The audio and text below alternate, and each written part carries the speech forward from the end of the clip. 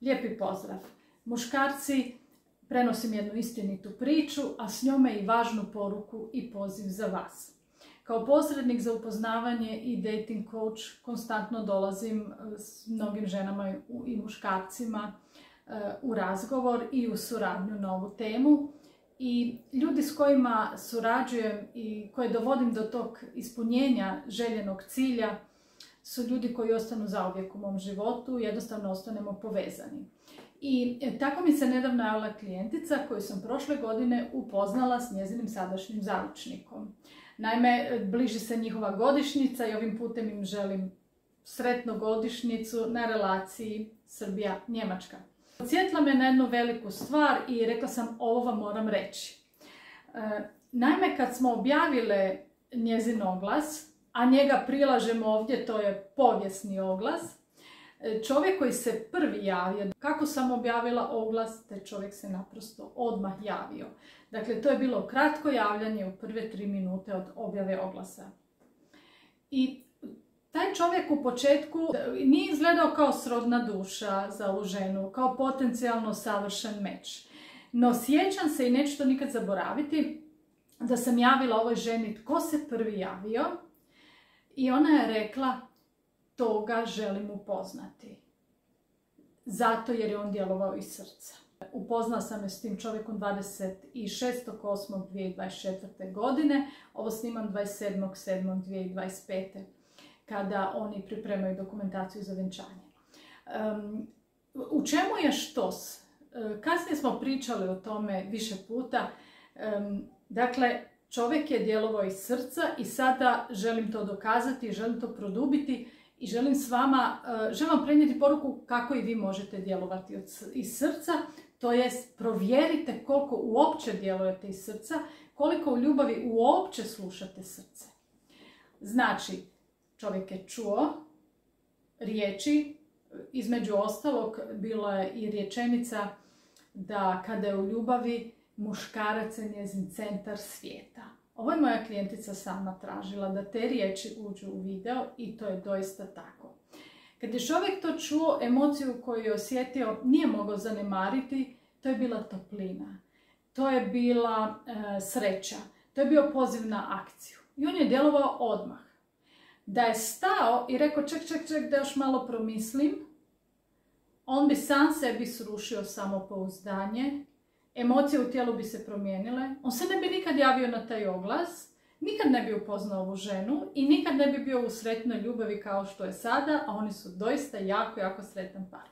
Kako i vi možete djelovati na način da uvažite i srce, strast, znači stalna motivacija za gradnju i održavanje jedne veze, zrele veze koje će trajati, dolazi iz srca. Tako što nećete odluku koju ste već donijeli više preispitivati, nego ćete reći ajde baš da vidim. U redu. Ne mora to biti trajna odluka. Možete vi revidirati kroz neko vrijeme. Ali kad kažete sebi ajde baš da vidim, tu se otvarate za fleksibilnost.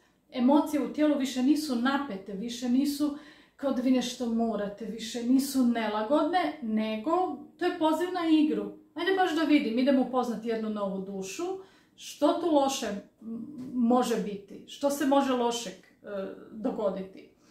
I to vas otvara.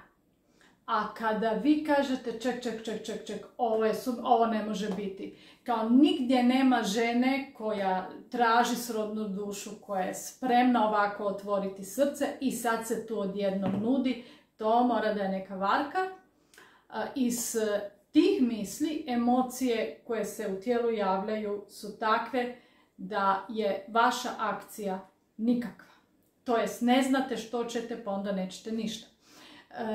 Ja vas pozivam da sada malo istražite i vidite kako ćete se osjećati kada ću čitati oglas jedne moje klijentice koji je trenutno aktualan, kojega je ona sama u potpunosti napisala. Osluškujte emocije koje taj oglas izaziva u vama, iskreno, srcem ih osluškujte, ne samo umom, i dajte sebi odgovor. Djelujete li vi u ljubavi isključivo iz uma pa stalno analizirate, pa tom analizom odluka koje ste već donijeli, sebi sami rušite samopouzdanje i onda se ne osjećate dobro i ne možete pokrenuti akciju. Dakle, molim, muškarci, slušajte pažljivo. Ovo je jedna žena koja je inače klinički psiholog, koja traži srodnu dušu. Ona kaže o sebi ovako. Zrela žena, visoka, plava, zaljubljena u život, hranu, životinje. Odlično kuha, samo da se zna. Najjača i najslabija žena na svijetu u jednoj ženi. Želi muškarca u muškoj energiji, da je čuva, voli, brine se o njoj, iako ona to može sama. Ne želi alfu, glasnog, bučnog, ljutog. Želi uspješnog, kakva je i ona, zrelog, razumnog, tolerantnog. Jakog, a blagog u ljubavi. Koji je vidio svašta i poznaje ljude, jer takav će je prepoznati i neće mu smetati. Njena snaga, jer vidjet će nju kakva jeste. Neće je krotiti, nego će je voljeti kako čovjek i treba voljeti ženu. Oglas ove dame sam priložila ovdje i još ću ga vjerojatno jednom priložiti. Dakle, to je žena koja traži srodnu dušu i odluku o tome hoćete li se javiti na njezin iskren oglas, nemojte donositi samo na temelju uma, jer će vam servirati sve ono što je čuo u prošlim vezama, u prošlim brakovima, što je čuo od ljudi koji nisu dobro prošli, jer kada bi malo utišali, samo malo umirili misli i dozvolili srcu da priča, čuli bi da vam kaže što ako se iza toga krije neko ko je vaša potencijalna srodna duša. Ne biste li onda došli i prikupili više informacija i vidjeli o čemu se tu radi? I onda revidirali odluku, odnosno u vašu odluku uključili i srce, i i tijelo, i duh. Kao holistički dating coach pomažem vam da uskladite sve te komponente i upravo iz vašeg kompletnog bića donosite odluku o tome što ćete, a što nećete poduzimati u ljubavi. Želim vam puno ljubavne sreće. Čujemo se.